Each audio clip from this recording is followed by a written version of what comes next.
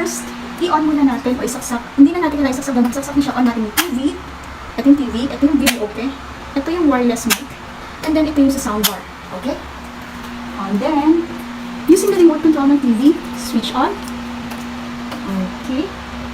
Then, hintayin natin mag-start, no? And then, ito yung pag naka-on na sila. Okay? Pero off pa rin yung natin niya kasi pa-red pa rin yung okay. Because using the remote control, tapos yung source. Okay, lalabas yan. So, TV composite. Yung composite is equivalent to AV, no? Para maka-connect tayo sa video, okay? So, i-okay mo yung composite.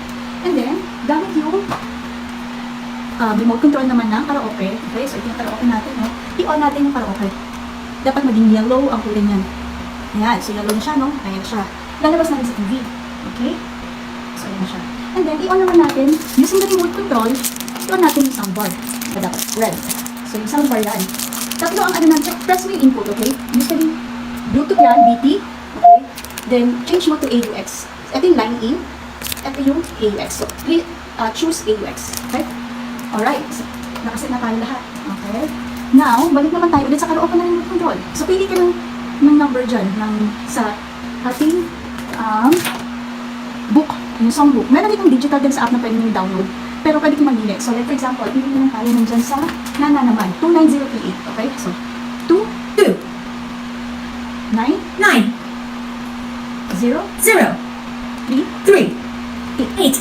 So, dapat lumalabas yung i-press natin. Okay? Dapat yung sound lumalabas dito sa soundbar, no?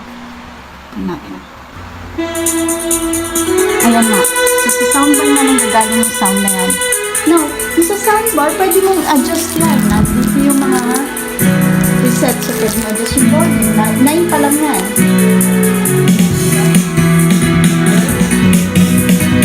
Now, sa wireless naman, so yung sa wireless, press mo na lang on. Okay?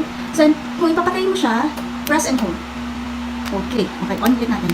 Kasi pag hindi nyo po panatay, maubos yung battery. And usually, pagdating ng guest dito, wala ng battery dito. Kumawa naman po yung next guest. And if you want, magdala kayo po ng 2 AA na batteries. Okay?